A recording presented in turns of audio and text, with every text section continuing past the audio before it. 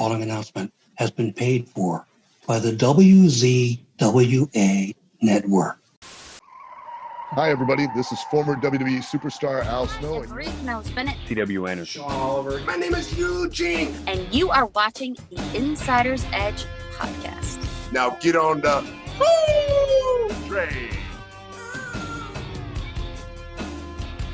Ladies and gentlemen, welcome to the show here, the Insider's Edge on the WZWA Network. I am your host with the most on the West Coast, California in Fury. It is great to be with you all once again. As I say every single time, of course, it's good to be with you all once again because I'm always interviewing the legends of the professional wrestling industry. And here today, another legend like no other, former WWC, Puerto Rican and Caribbean heavyweight champion. He is the one and the only Cuban assassin, Fidel Sierra. Fidel, how you going, my friend? Oh, it's great. It's an honor to be on here, and I'm really looking forward to this great podcast with you and talking about some good old stories. Yeah, man, I'm excited too. I remember when I first saw you perform, it was seeing the Barrio Brothers working on WCW Saturday Night, and I was always just very entertained by you both. And so for me, like all this time later, to have the opportunity to talk to you is certainly an honor. So thank you for taking the time. Oh, it's great. It's a pleasure. No worries, bro. So, as per usual, when we start the show, we ask everyone, how did you become a wrestling fan when you were a young man? God, I was like 14 years old, and I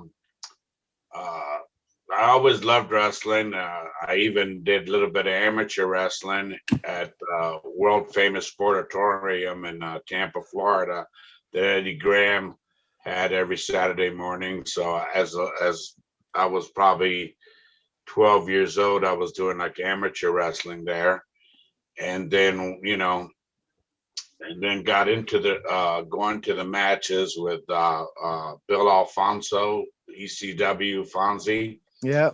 And he's like my brother, and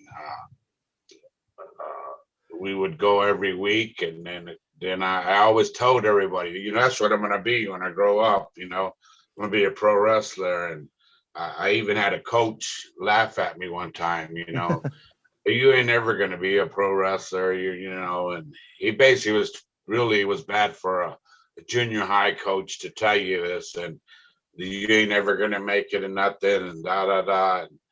But then later on, when I did become a pro wrestler, and I made like $50 or $60 or $70,000 that year, I went there and I told him, I said, I made $60,000 last year. How much did you make? And just to show him that he didn't discourage me. He fueled your fire. Yeah, he sure did. And it was great back then, because back then the Eddie Graham and the great Malenko and all of them were feuding, and Jack Briscoe, God bless. I'm very close to the Briscoe family. It was wrestling and Jerry and the talent was unreal back then. Yeah, I can imagine. Through doing my research, I was like, oh my gosh, the amount of just legends and all-time greats you had the opportunity to share the ring with. I was thinking to myself, how am I going to be able to encapsulate 42 years in the business and all these amazing people you got to work with, and the journeyman that you were, where you worked with all these different companies all across the world? How am I going to be able to get through every little piece of information that I want to? This is, so it's amazing to me, your career, sir. I wrestled in Australia in '85. Yes. I don't know if you were aware. I can't remember the name of the company, but I can tell you that I came in as a Southern Hemisphere heavyweight champion. And I wrestled in Melbourne, and I pulled out a fork and started stabbing the wrestler with it, and like Abdullah the Butcher, and you have like a rugby or a Marco Jecko or something like that. I think I know who you're talking about. Yeah, he fought a boxer once and all that, and he really cracked on me. And this is a shoot, you know, he cracked on me on that I wasn't no wrestler, that I was stabbing a guy in the forehead with a knife, which was a fork, but you know, and he would you know, so I basically went on TV and said, hey, anytime, you know, and it led to actually he was doing a commercial. He really knocked me heavy, you know, and he came to the matches. I jumped the gun a little bit. He came to the matches. He was sitting at ringside, and I'm wrestling. And the next thing I knew, he tried to jump in the ring. He jumped up and I went running and went to. Boy, he's lucky I missed him because he jumped down. But what he didn't know is I knew he was doing a commercial in the same building, like a week later or 2 weeks later, and I snuck in the building and I went into his dressing room, and he was sitting there, and I closed the door and locked it, and I said, you know, there's two ways we can do this, you know, and he was like at first, like, you know, and I said, we can do this the easy way. We could have a great wrestling, you know, me as a wrestler versus you. We can, you know, do Sydney, whatever, and have our match, and we both can make some good money. Well, I forget if I was going to get like $5,000 per fight with him. And it was like 3 or 4 of them set up. And then he agreed to, like, I forget his figure. But then all of a sudden, once we got everything going on your like Wide World of Sports, but it was Australia's Wide World of Sports type, he jumped, he wanted more money and all that, and you know. Oh, right. I think he basically just didn't trust me, or just didn't know what I was going to do, you know. He chickened out. Yeah, that was sort of like in Australia. There was, you know, and I had a great time there. You know, I was like the assistant booker and with Mario Milano and. Right, yeah. Yeah, and it was a good time, very good time there. Oh, that's awesome. I think the God bless Jay Youngblood, though, passed away while I was there. Yes, I Mike Moran had actually told me a little bit about that beforehand, that that's where he passed away, was in Australia, which is incredibly sad. Yeah. But that guy you were talking about, he was an Australian rules football player, and his name is Mark Jacko Jackson. That's his name. Yeah. A little bit cocky. Yeah, he was a bit of a, you know, celebrity here back then, but I don't think he's been in the spotlight for many years now. Yeah. So you become a fan of wrestling as a young man. You spoke about when you first realized that you wanted to be a professional wrestler. How, at that stage of your life, did you know to go from being, okay, I'm a fan, now how do I get into the business? And then how does that lead to you training with Hiro Matsuda? Okay. The story there gets sort of crazy. I was doing this training on Saturdays, and I, you know, like amateur wrestling style. And then I wrestled for this. It was called Outlaw Wrestling back then. I'd wrestle on a Friday or on Saturday too. And I really wasn't trained. I just knew how hip toss, this, that, and I sort of like, it was like I was a natural for it, you know? Right. And so I did that for let's say a year or whatever. Then in 1978, this is all before Hiro Matsuda. In 1978, I was very close to Rocky Johnson and Adam Avia Johnson and King Curtis.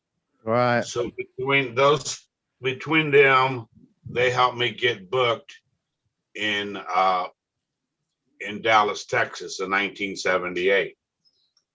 And my first match there, I wrestled Buddy Valentine, which was Buddy Roberts, but had Greg Valentine in the corner. Right. And man, I can remember Johnny Valentine because he loved those chops, and Buddy would chop me with those little hands and everything. And by the time the match was over, we were both bleeding, but I would look at Johnny Valentine and he would be like, have this smirk in his face because he loved that, that was his, those hard chops and, and then from there in 78, I was riding a lot with Bronco Lubitsch and I got lucky. I was working the Von Erichs, Gino Hernandez, Al Madril. There was a heck of a crew there. And Jay Youngblood was just leaving, and me and Jay became pretty good friends. Again, God bless him, but he was going to Charlotte, North Carolina. Well, we were on a trip on the way to work for the Blanchards, for Joe Blanchard. And Bronco Lubitsch said, would you like to go to the Carolinas? He said, you're not going to be in the main event. You're not going to, but you'll be from first to fifth match or whatever. And, but you're going to make good money. And there's a lot of great talent. And so I got there and they ran 3 shows a night there. It was A, B, C crew, And I was so lucky. There was people, Ric Flair was there, Greg the Hammer Valentine, Ricky Steamboat, Jay Youngblood, Sergeant Slaughter, then Piper came in. So I wrestled Steamboat so many times there in the Carolinas from Mid-Atlantic that it was unreal because I can remember Nick Buckwinkle came in to defend the AWA World title there. And Nick Buckwinkle said to me, how many times have you wrestled Steamboat on TV? And I said, I couldn't tell you, so many times, it's unreal. And he said, well, did you notice in your match you wrestled Steamboat, but every time you covered, the people were like, oh, 1, 2, oh, you know what I mean? So they were, even though he beat you every time on TV, they were really into the match. And that was because Steamboat was such a great athlete. And then I think we worked together good. And that was, it was great. But then from there, I went to Calgary and teamed up with the Grappler. And that's another story in itself, because there's a funny story to that. But the bottom line for Hiro Matsuda was later on, I was in Florida wrestling for Florida Championship Wrestling, and Hiro Matsuda was training me to go to Japan. And Okay. Hiro put, there's very few guys that Hiro did train. Like his first ones were like Paul Orndorff and Brian Blair and Hulk Hogan and all that, and then he was training us to be prepared for Japan. Okay. Because the style in Japan is completely different, and I went there for my 5-week tour. First time I was there 5 weeks, I was like, oh my gosh, when am I gonna get out of here? And I was smartened up that when you go to Japan, they test you, they try to be stiff with you and all that, really stiff. And if you don't fight back stiff, then the whole tour, that's what they're gonna do. The word gets around now, you can beat him up good. He won't, All right. Okay. But I was lucky because I teamed with Andre the Giant while I was there. I wrestled Andre. We wrestled against Inoki and some other people. Had great wrestling matches. And after that 5 weeks tour, Andre took me under his wing. The Masked Superstar Dick Murdoch was there. um, I, it was great because wrestling with, being there with Andre and that for 5 weeks really taught me a lot. And I said, God, I wonder when I ever get to go come back to Japan, Right. And little did I know, I got back to Florida and Matsuda said he was sending, God bless, Tracy Smothers was teaming. They were going out as with one of the Armstrongs, the Wild Eye Southern Boys or something Yeah. like that. And we went together. 2 weeks later, I was right back in Japan for a 3-week tour, or 3 weeks Awesome. later. Yeah. So that was, that part was good, but Hero taught me a lot, All right. So his training was essentially just to get you ready for Japan. So your Wikipedia article is just saying that you were trained by him, but you were more you self-learned. Yeah, I self-learned to an extent, but when Hero did train me, he showed me a lot of new stuff, and he a lot of the mat part, Right. He the fast tracked you. Yeah, the Right. psychology to the wrestling. And Awesome. So to scale back a bit to your first year in the business, working a lot in Texas, Virginia, and South Carolina, you worked with the likes of Austin Idol, Bruiser Brody, Jack Briscoe, Pedro Morales. What did you learn most, and who from during this time? And also, do you have any Brody stories? God, I learned a lot from. God, it's so hard to say who you learned the most from because they each had different styles, and I have to say I learned a lot from Steamboat wrestling him, and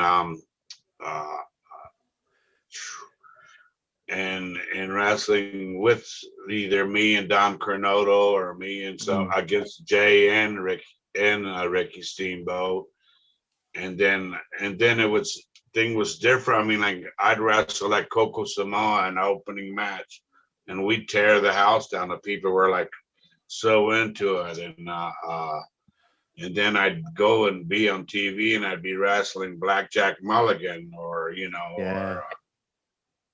so that was a whole different. Now you're going from one character to one style to a different style. Yeah. So I really learned, I basically learned there to adjust myself to be able to wrestle with anybody. All right, that's cool, man. And working with Bruiser Brody, I mean, I've heard so much about him. Do you have any stories about him?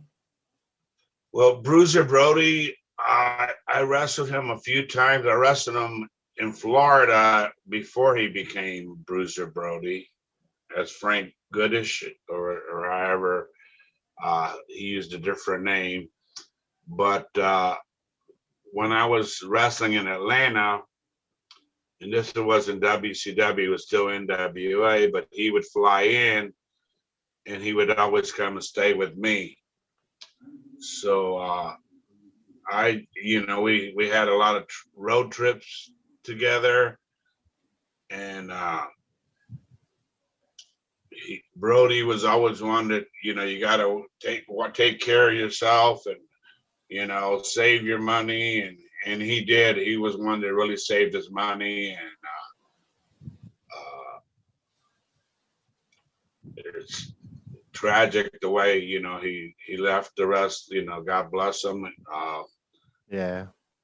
But he always would talk to me that in those aspects of how you got to watch out for this, Fidel. You got to watch out, and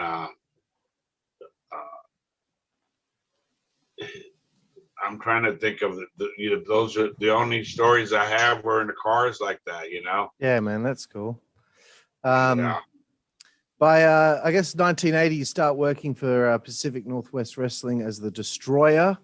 Yes, sir. So you're moving on to your next territory now, from where you were before. How was that experience for you as the destroyer? Well, but before that, we can go to. I went to Calgary from. Okay, from well, let's go to Mid-Atlantic Calgary then. for a very short. It was. I was there actually 2 weeks Oh, really? or maybe 3 weeks. I got there. I teamed with the grappler. Uh, I can remember doing a run in. The grappler was wrestling, and I ran in and pulled the guy's leg for the grappler to get the win. And a fan tripped me on the way to the ring. Oh, shit. But I didn't fall, but I remember which fan it was. So grappler didn't see none of this. So boom, he got the 1, 2, 3, and we're on the wall walking back, and I got all kind of heat with Stu Hart and all the Harts for this. You see me on TV stop, and I punch the guy straight in the face sitting on ringside, and I think, why did you do that? Well, he tripped me, you know what I mean? So, but the funniest story there is that me and the grappler won the Stampede Tag Team titles there, and we dropped them there, but we dropped them because it started taking taxes out of the grappler's pay. Right. And he was guaranteed so much a week, and I was too, but he was there already. So all of a sudden they were going to start taking taxes out. He said, well, you could take taxes out, but I just wanted to come out to the same guarantee once you take the taxes out. Yeah. So, and they kept telling me they were going to do it, and they didn't do it. So he said, bro, if this Friday comes, they take taxes out, or Monday comes when we get our tax, then I'm leaving. I said, well, if you're leaving, he said, yeah, but you just got here. I said, yeah, but if they're doing this to you, they're going to do it to me. And, so we went, they took his taxes out. So we went and we seen Bobby Fulton and Eric Emery. Went to their house. They lived like a few blocks down. We had the tag belts in a brown paper sack. We knocked on the door and went in, and a grappler told Bobby Fulton, you know how to small package? Any small package? He said, yeah. He said, well, show me. And he small packaged the grappler, and I went, 1, 2, 3. I said, tell Stu Hart you're the new tag team champions. And man, we had a lot of heat, and then I left straight back to the Carolinas because George Scott was a booker, and I had an open door policy with him that he said, you call me and I'll put you to work. And and man, for a long time, Bret Hart or Owen, God bless, none of them would talk to us, and I had a lot of heat, but then we made, it all passed through. I was in Japan with Owen, and we had great times together. And traveling there was, man, traveling in Calgary was wow. Yeah. A lot of long trips, Did you do a lot of any of those death tours in the reservations where you have to drive on ice and all that stuff? No, but we drove on ice, but it wasn't on the reservations, but we had like some of the towns were like 500 miles one way. Oh man. And it was you did a lot of miles there, Yeah, I can imagine.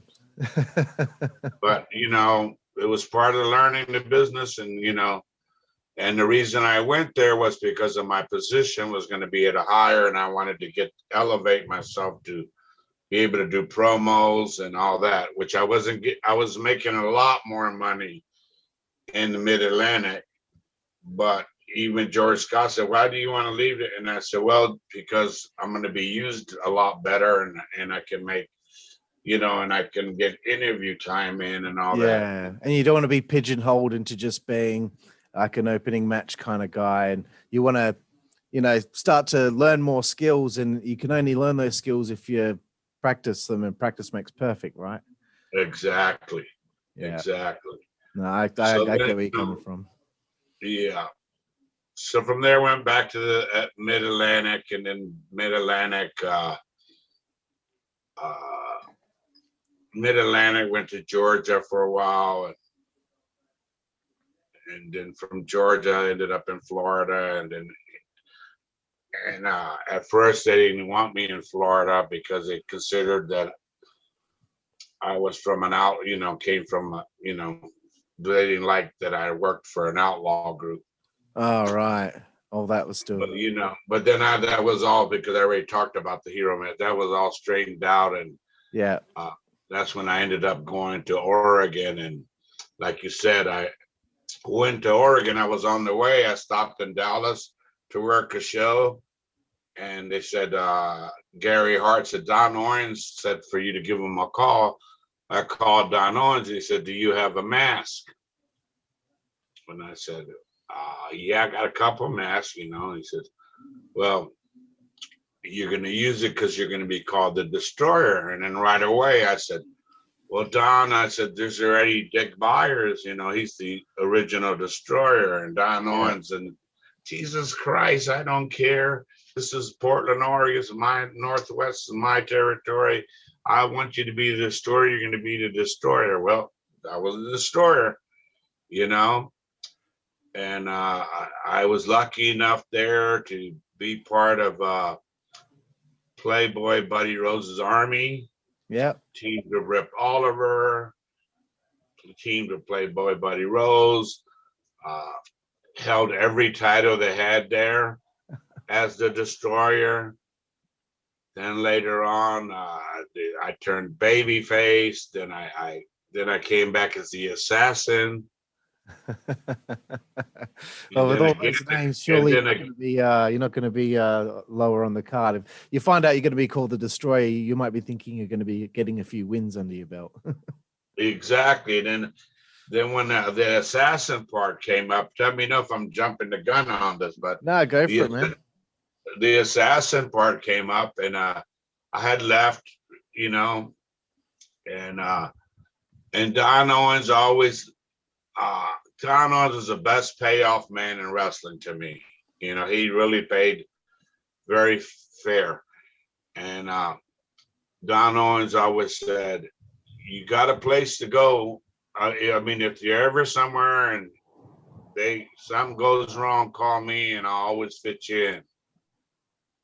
So I forget where I was at, and it was either Florida or one of those territories. And they told me it was time to go. And no, I tell you what, I was back in the Mid Atlantic. Okay, yeah. They let go a bunch of guys, and I was one of the bunch of guys. Ricky Santana got to stay, great partner, everything. So I called Don Owens, and Dusty Rose was a booker back then, and Dusty loved me. He was so good to me. But he said, Dusty said, "Oh, you got like a month or whatever." But I went back to the office the next day and said, "I'll leave next week." And Dusty said, "Well, what are you talking about? You could stay a month." And I said, "Yeah, but I got a good position as the Assassin in Portland, Oregon." And that was another deal. I said, Don Owens, the Assassin, the Jody Hamilton's the original Assassin. And it was the same type of, it doesn't matter. You're going to be the Assassin. And then I held all the titles as the Assassin, and got to wrestle so many great talents there, Kurt Hennig, God bless. His first sellout was against me in a coal miner's glove match. And all I did was a week before hit him with a pair of brass knuckles while he was doing the interview. And then he asked for a coal miner's glove match when Dutch Savage handed him a glove, the coal miner's glove, which Dutch was like the king of that when he was wrestling. Yeah. And all that, it sold out, turned people away. All I did was say, I had the last interview. I said, Kurt Hennig, I got no choice. You got me backed against the wall. I have no choice but to end your career next week here. Right. And Don Owens said, "Oh, it's going to be a pretty good crowd, but and Don Owens was so mad they turned like thousands of people away. Oh, really? And he was mad, and I said, "Don, why are you mad? It's sold out." He goes, "Yeah, but those people that get in there, that didn't get in, they're not going to come back anymore." And I said, "No, they'll come back. They're going to come back because they're going to next time get their tickets earlier." Yeah. And next So, time he could get a bigger venue. Yeah, and so and it went, and it ended up, and it was great. And God, me and Kurt were happy. We got paid $1,000, almost $1,100 each. That's pretty good for back then. For back then, yeah. So and then I continued because back then I was in Oliver's clan because Buddy Rose had gone to New York. Okay. McMahon. So I was in Playboy. From Playboy, Buddy Rose had gone. So then it was Rip Oliver's clan. And it was me, Rip the Cripper Oliver, and Mean Mike Miller. And then other people came in. Dynamite Kid at one point was with us together. Right. So you're running wild. And I held every title. So they a while back, I never knew that, but they said, "You're one of the only guys that was a Triple Crown title holders of every belt in the Northwest with each character." And I said, "Well, that's cool, And so it was a great time still in the Northwest. The trips were easy. Ricky Santana ended up being there. I got him booked there from Florida. He needed a place to go, and I told Don Owens, I got a great guy. He's a really good-looking guy, and we ended up teaming up there as me with the Mask, and then as Assassin and Ricky Santana, and it was that's great stuff. And Ricky was a good-looking man, and I'm sure the women certainly appreciated him back then. Yeah, because then I lost a Loser Leave Town, and that's how I'll go into the next character. Right. Portland.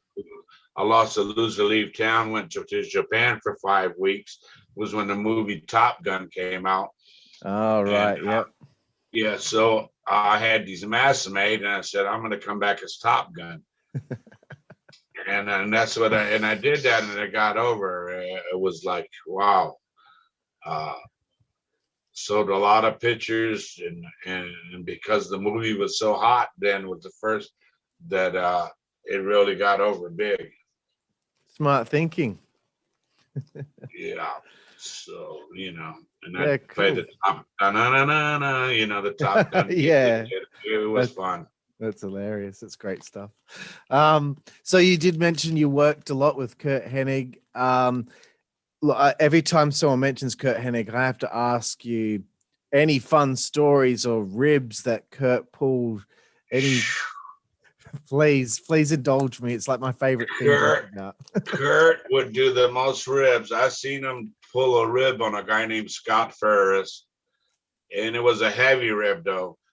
He was in Scott Ferris in the ring. He said, "Curt, he's come with me outside," and he had a boot in his hand. I said, "What are you doing?" And he said, "You got a lighter?" And I had a lighter. And he said, "I lit like a TNT, lit it." He dropped it in a cowboy boot. And I said, "What are you doing?" You know what I mean?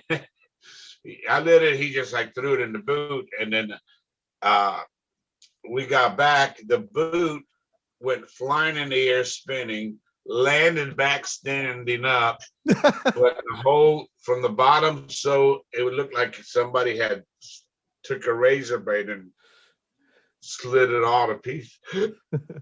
And it was still on there on the heel and everything. He put it back, and I was in the other dressing room. I said, I gotta go see this reaction. And I walk in and Kurt's acting cool and everybody, and there's Scott Ferris getting dressed, and he goes to put on the boot and he sees it. And he goes, oh, right away though, he looked and he said, Kurt Hennig, you did this, and Kurt, no, Kurt's favorite. This, I'll investigate this.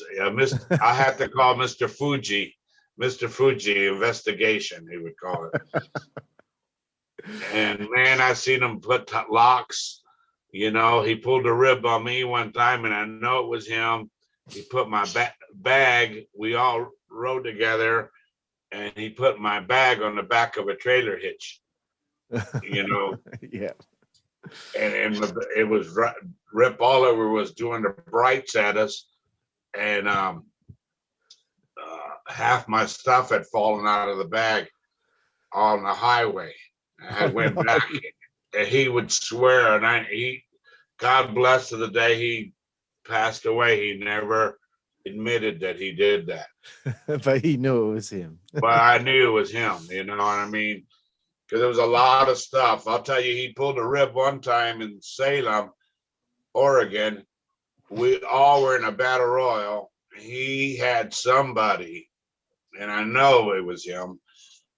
He had somebody through this long piping with chains.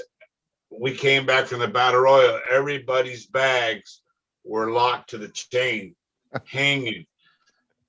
And I looked right over and I said, how did you do this? You know what I mean? He basically paid, you know, gave somebody, you know, who knows, $20, whatever. And he also got me real good there. He lived in Washington State, and his wife was out of town. And so me and Ron Ritchie, and back then, man, he wasn't hesitate to shave somebody's eyebrow off or whatever. So I remember going to sleep, and it was so hot. Well, what he did was he put the heater on in the room I was in. And I woke up in the middle of the night, sweat was pouring off me. I walked out and I said, why is it so much cooler here? And then Kirk comes out. He knows what he did. Kirk comes out and he goes, I got nothing to do with it. And I'm like, now we're forgetting about the heater. I'm thinking he shaved my eyebrow off or something. Oh, shit. Yeah. I ran into his rest to the bathroom and looked, and here comes Ron Ritchie running in, thinking, but really he didn't shave nobody's eyebrow. Oh, but I got him on a rib. We were in Calumet Falls, and me, him, and Rip Oliver. And Kurt said, man, I got to get a haircut so bad. And I said, Kurt, I used to be a barber before I got into wrestling. So Rip Oliver's looking at me, trying to figure me out. And I go like this. I get Kurt's hair about that much. And I go, shh. And Rip Oliver, then Kurt jumped up because Rip Oliver goes, I got nothing at all to do with this. And then he knew that I would never have been a barber. I was going to try to give him a good haircut. That's brilliant. Thank you for sharing all those stories. I really appreciate that. Yeah. I just don't know how he managed to do some of the things he did, getting people's bags chained to the roof of the arena and stuff like that. It's just incredible. Yeah. Really, because he was in New York, and I guess Mr. Fuji was a big ribber. Oh yeah, I've heard some doozies with him. He's seen a lot of the ribs, and then he, yeah, because that was his favorite saying.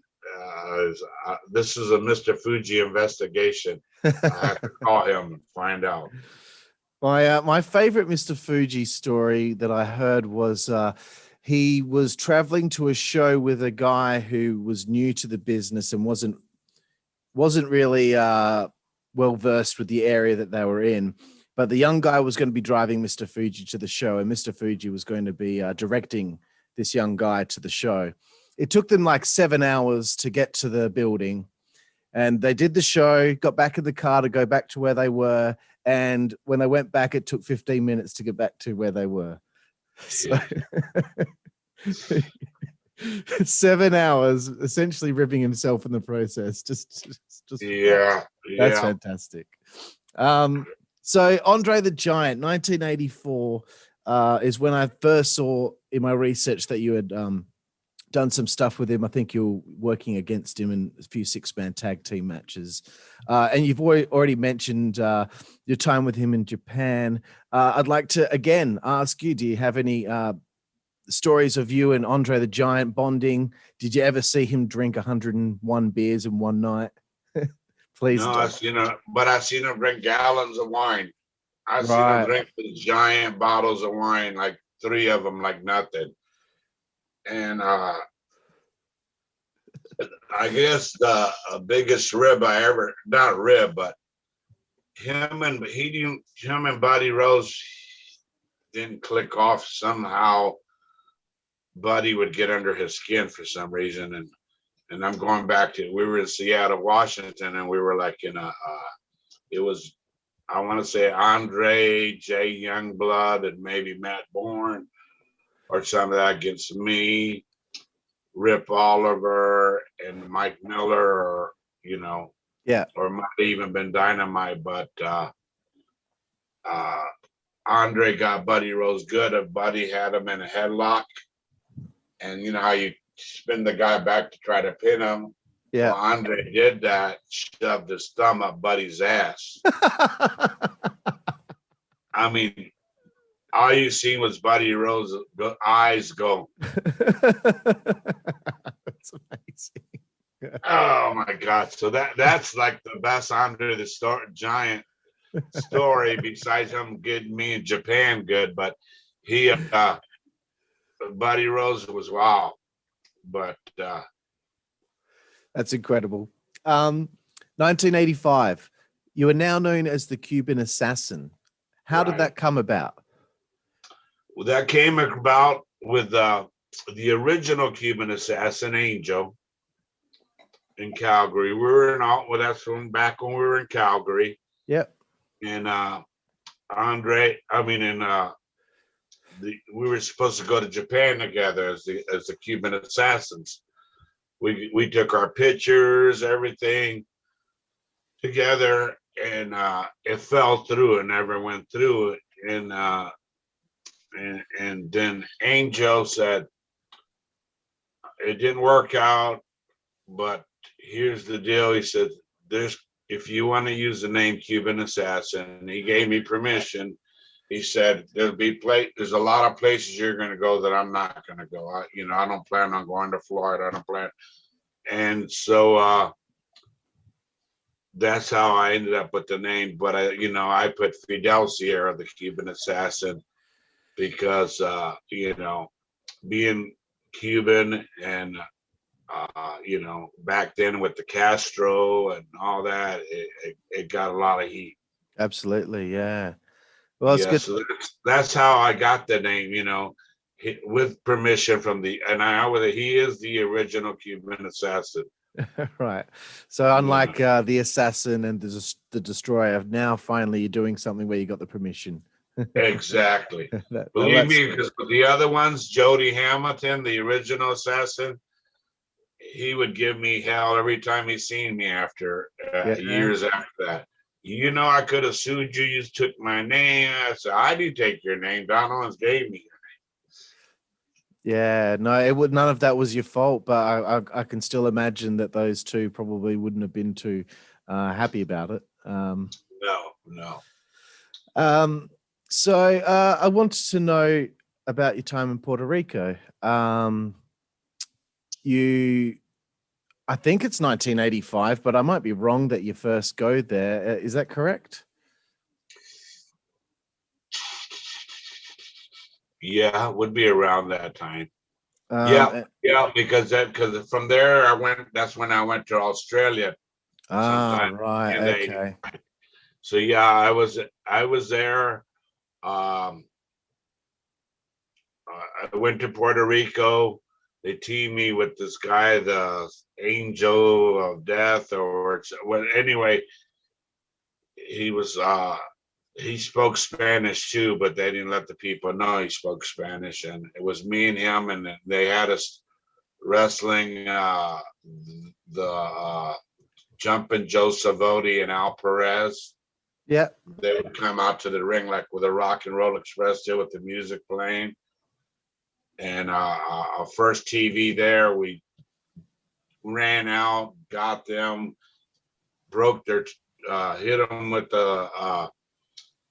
their radio, and they both, were bleeding. And then we put the radio and we stomped it to pieces, and we started a little program then, and I did that, and then I wrestled Al Perez a few times. I remember Ric Flair being there, and we were in a town, and it was sold out. It was like a spot show town, but let's say 4,000 or 5,000 people, and I was wrestling Al Perez, and the people started fighting, trying to come to the ring, and we just kept on with our match and finished our whole match. Did our finish. Nobody ever made it to the ring.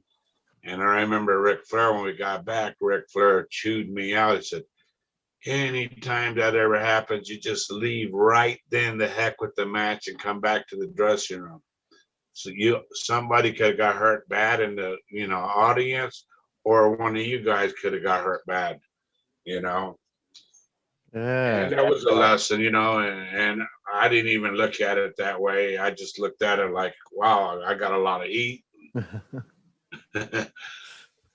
And I believe that tag partner's name was Angel Mexicano. Something. There you go. Yeah. Yep.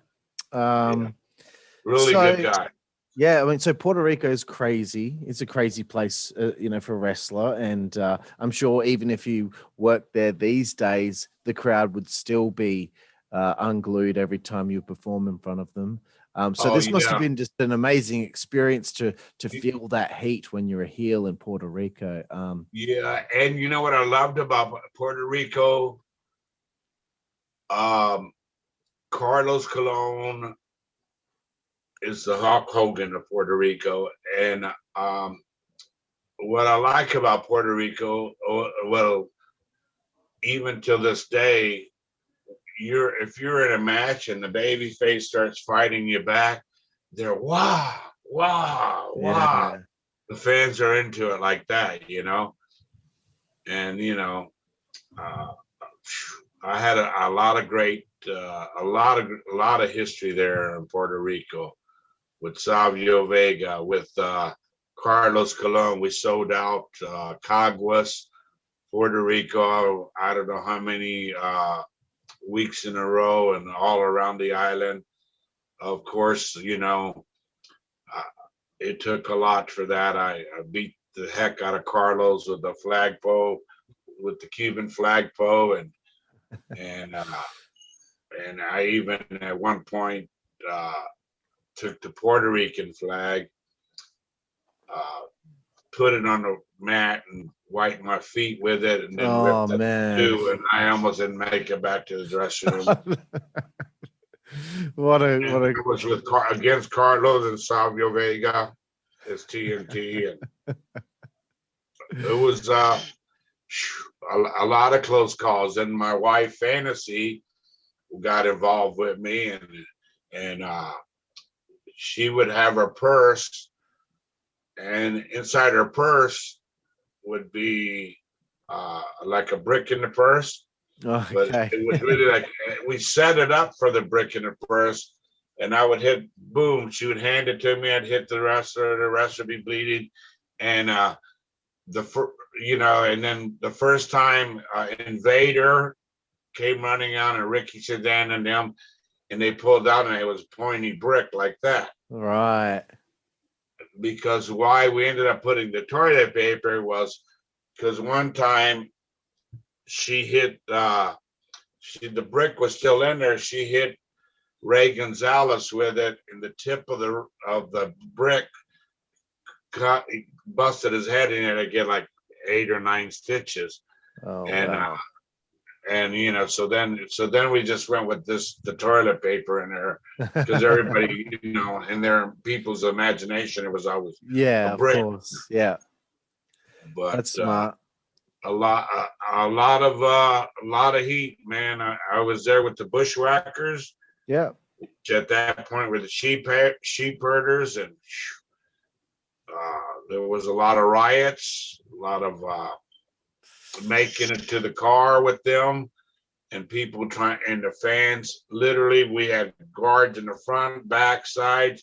Fans were still trying to rock the rent-a-car, to tip it over, and they would throw spark plugs and rocks at you, and it was at that time it was really crazy there. That's unbelievable. Every time someone talks about Puerto Rico on the show, we had Ricky Santana on the show. Just every single time, Mike Moran, it's always these crazy stories of these dangerous situations. It must have been pretty cool for you. April 6th, 1985 in Caguas, I think is how you pronounce it. Becoming the WWC Puerto Rican heavyweight champion. I know winning a title I don't know. Some people feel like it's not that big of a deal, but others do. But it's the company showing that they appreciate you and they're giving you the ball to run with it, which is what makes it meaningful. So for you at this stage of your career, you've done everything in these other companies, won all these championships. Now you go to Puerto Rico and you're really being pushed as a top guy, working with Invader One and Carlos Colon and in cage matches and stretcher matches. This is some incredible stuff, man. So how did it feel to be Barbed wire given the ball? matches. Yeah. Yeah. That was great, and that they had the confidence, but I earned that. I earned it by they give you the ball to run with it, but if you couldn't keep up with the heat and keep drawing people, then they wouldn't, Yeah.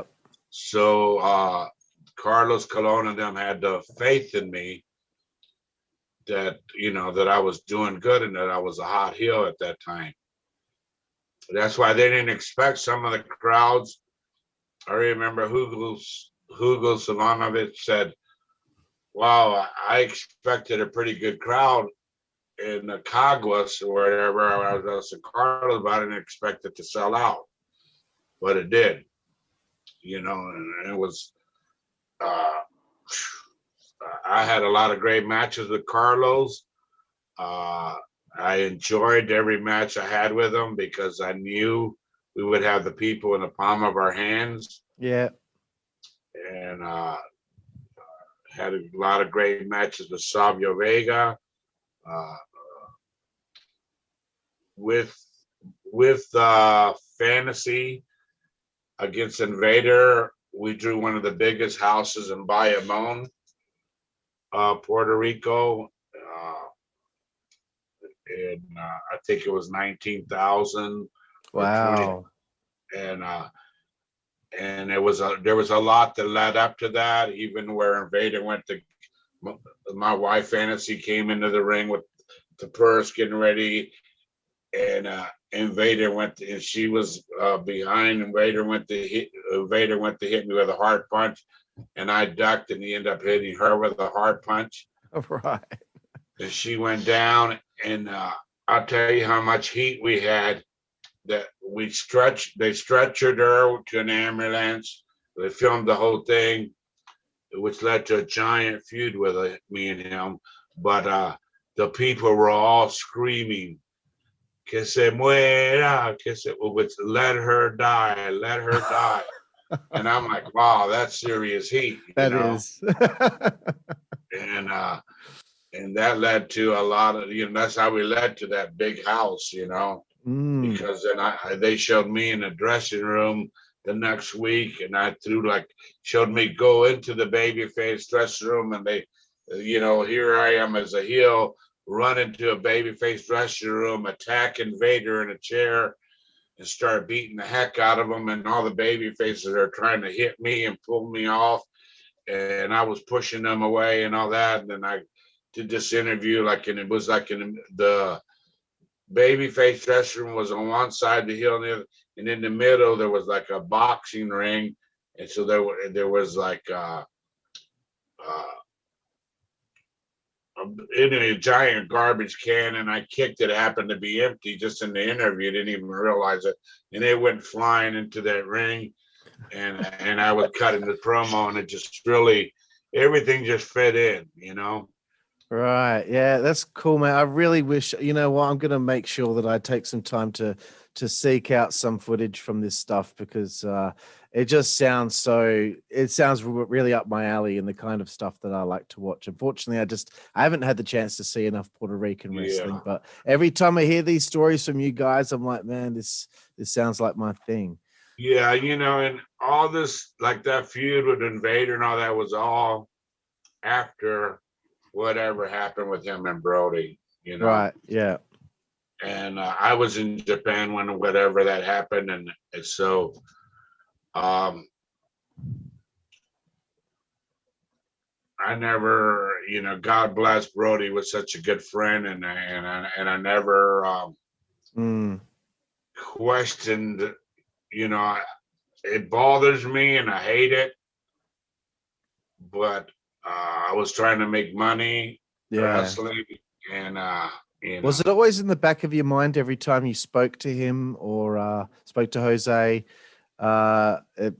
Anytime you're around him, did it always just linger in the back of your mind? Yeah, you know, even one time he said to me, he said, you know, and I'm not saying this, and whatever happened there was a lot more to it than what, you know, they did. What's that dark side of the ring? It wasn't the way they did, they put it, but whatever happened there was a lot more to it. One time out of nowhere, Invader said, Fidel, you know, and I'm like, and he said, you know, nobody realized there was how much stuff was going on with me and Brody or whatever. And right away, because Brody was a good friend of mine, I'm feuding with him. I said, I don't know why you're even mentioning this to me. I don't want to know nothing. I don't want to talk about nothing. You know, it wasn't like he was saying, you know, he just said there was a lot of stuff going on between, and then I just, you know, worked my way out of that. Yeah, no, good decision, I think. Yeah, pretty awkward. Yeah. Yeah. You know, one time he did say he needed to talk to me, and I'm bad, you know, because me and him got into it one time, really pretty serious, where Carlos and Ricky Santana had run out. It was in Yabacoa or something like that. And I wrestled him, and the match ended. We were fighting outside, and my wife was out there, and we came back in the dressing room, that, you know, and the next thing I know, he came in, grabbed my wife by the hair, and he yanked her out. And this wasn't part of the deal. And I came on, you could see me like punching him, and bottles flying, and beer. And you could see me like he has her by the hair, and I'm punching him all across the face. And then I get him like in the front face lock. And Carlos, you can see Carlos and Santana and Carlos Colon is like, please, please, you know. And I'm like looking at what the fuck's going on here, you know. And then I remember like 2 days later or whatever, I went to the wrestling office, had a baggie like this, and it was full of blonde hair. And I said, what the hell is this shit?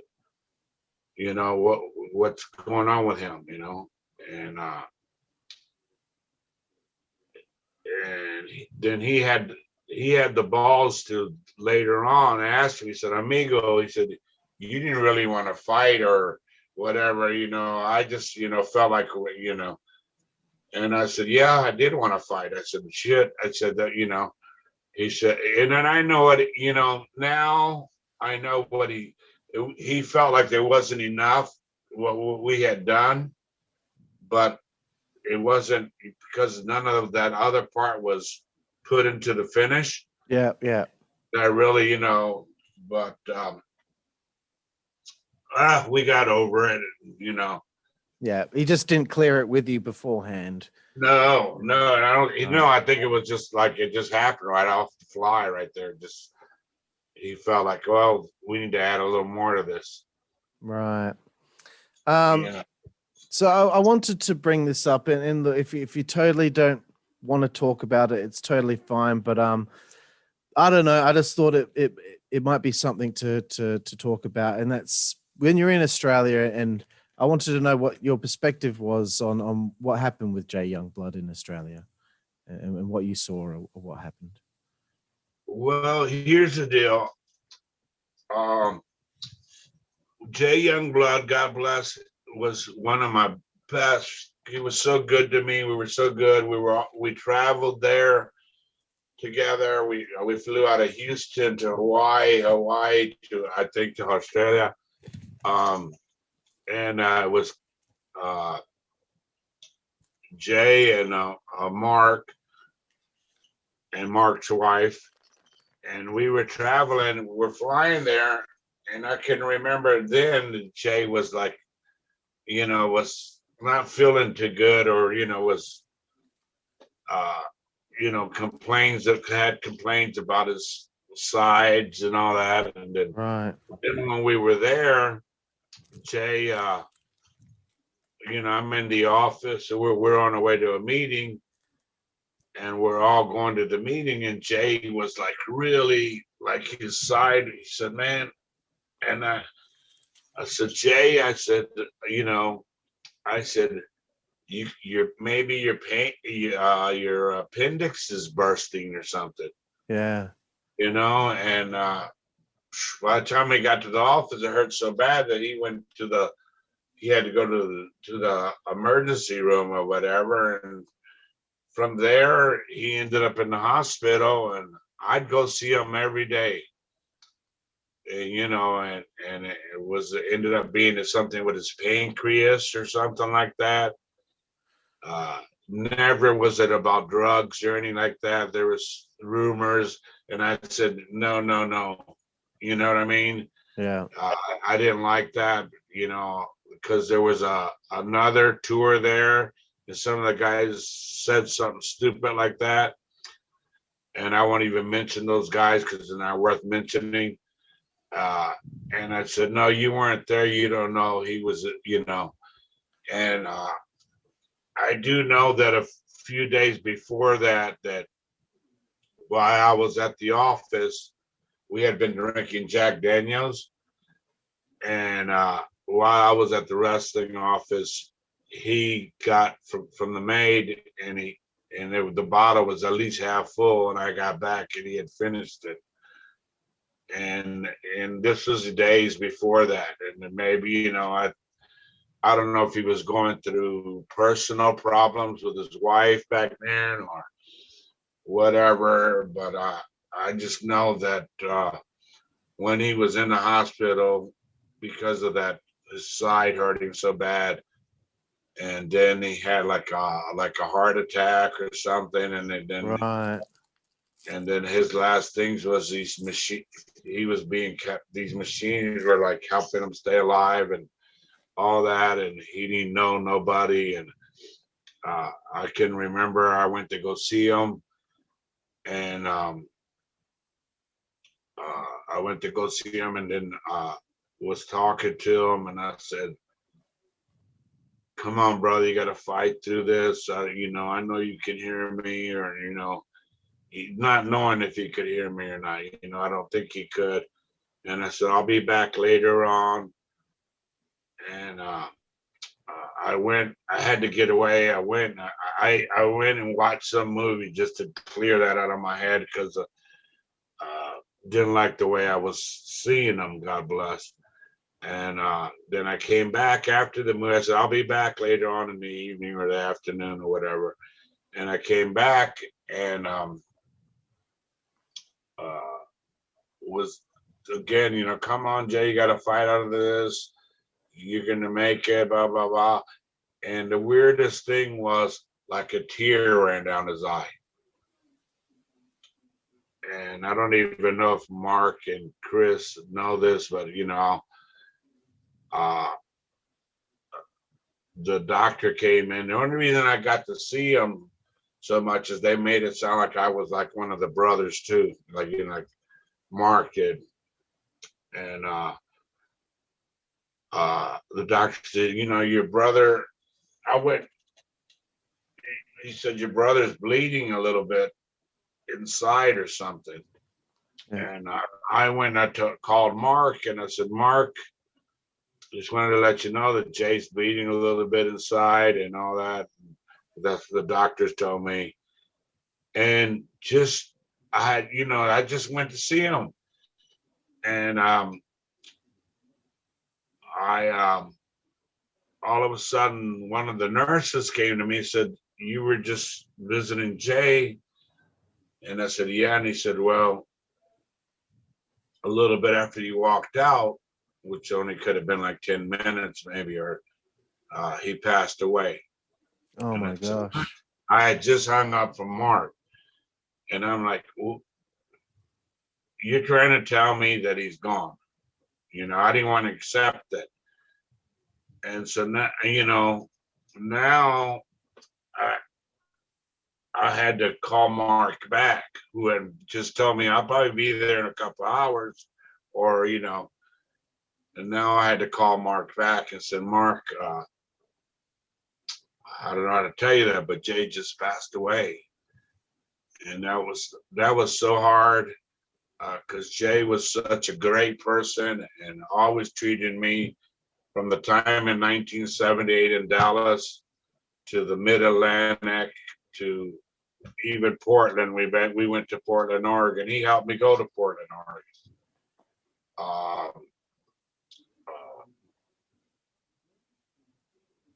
It was just unreal, and even it was him in Australia that said, you should really be the booker here. You should be, and he told that to certain people, and then they made me assistant booker, and yeah. But Jay helped me a lot, and his family, they really mean a lot to me. I'm very good friends with both brothers. I talked to Chris now and then. I've seen Mark and Chris were both inducted into the CAC. They have that every year. Yeah. In Las Vegas, and they were inducted a few years ago, and I've seen them both together. And but Jay was always so good to me, and I had a lot of sellouts. I had sold out in Portland Sports Arena with him and strap matches and all that, but him being gone was like, it was heavy, it's like, yeah. Oh, well, I really appreciate you sharing that with me. I didn't realize how heavy of a story that was going to be. Obviously, I knew it was going to be a heavy story, but I didn't realize how close you were to that situation. So thank you for sharing that. Yeah. So I guess we should move on to some more positive things. Let's flip the mood here. 1990, NWA. You're working with the likes of Brian Pillman, Tommy Rich, and even El Gigante. Yes. What was it like working with the big man? I know a lot of people had a tough time with him. El Gigante was hard, man. I actually, I don't know if Ricky Santana told you the story, but he was in charge of being on the road with El Gigante. I don't recall that, no. And then he couldn't take it no more. He quit, or or Hiro Matsuda I don't know what happened there, but I ended up then being on the road. Ric Flair and Kevin Sullivan pulled me in and said, you want to be on the road with the Giant, and he's going to be staying in Tampa, but you're going to be like his, like a babysitter. And I would go. Hiro Matsuda was training him, and Hiro was training him. So I would go train with him, get suplex slammed by he's being taught this now, right? Yeah. And it was man, they put my body through hell, I'm trying to think who else was with us at that point. But what I was noticing was, and believe me, because Hiro Matsuda taught a lot of people, but he was teaching the big guy, I want to say this correct, he was teaching him how to wrestle, but not like a giant. Right.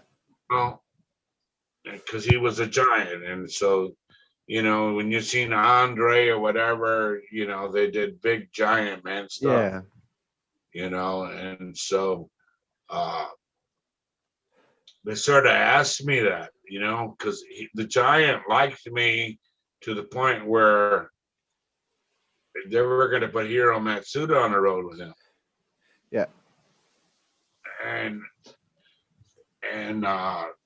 he said no, he wanted me on the road with him, which was a good thing. I made good money.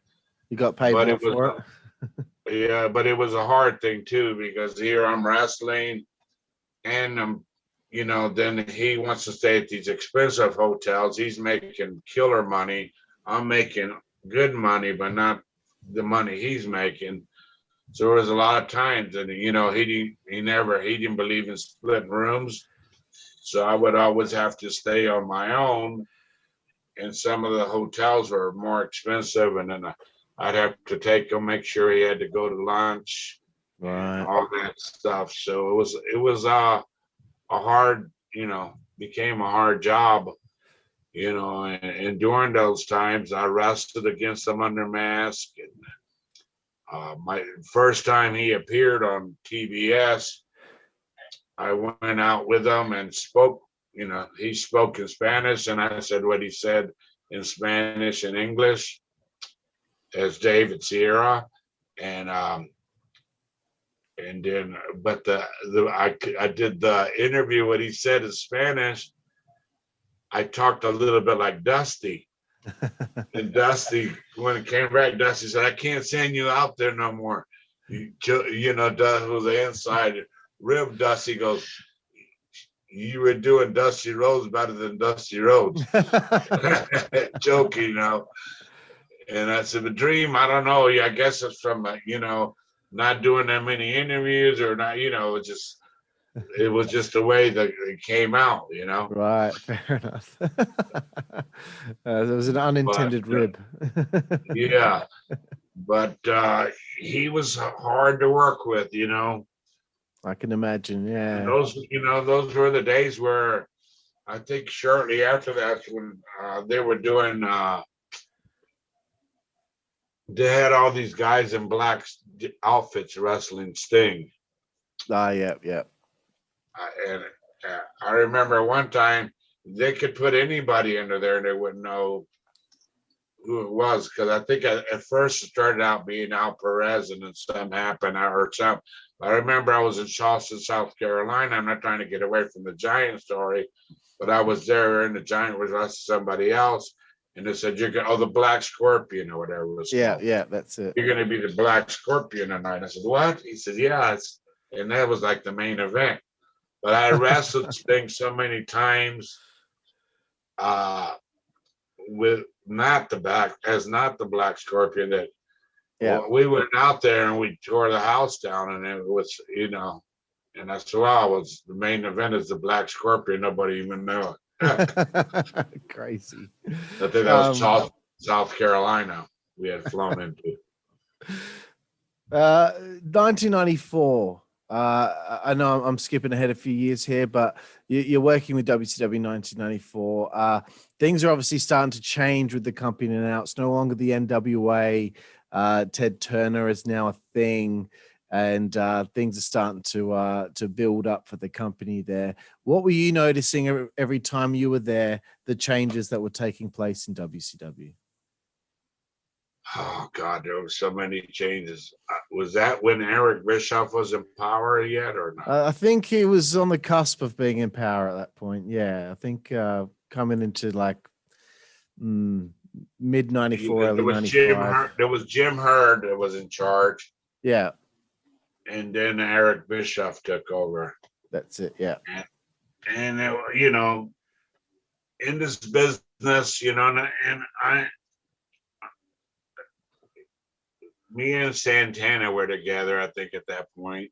yeah, And I had so many gimmicks in WCW. Before I get into this part, I wrestled as the Terrorist, and they made me take that away because they couldn't have that on TV. I wrestled under so many different deals under mask, and then I wrestled as David Sierra, and then I wrestled as with Ricky Santana as Especialitos. yeah.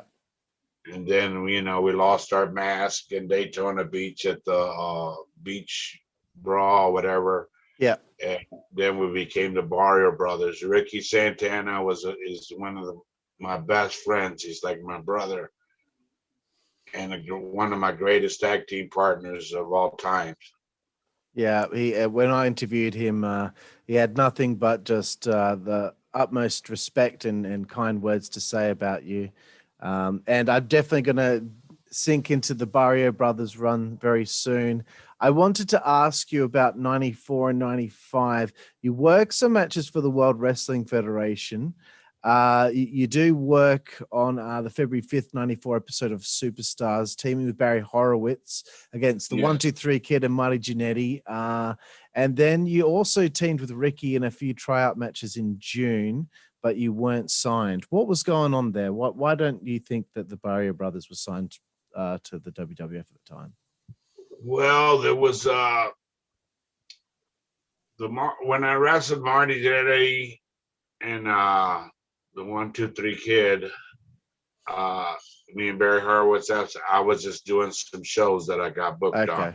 Yeah. But then when me and Ricky went there a couple of times for tryouts. And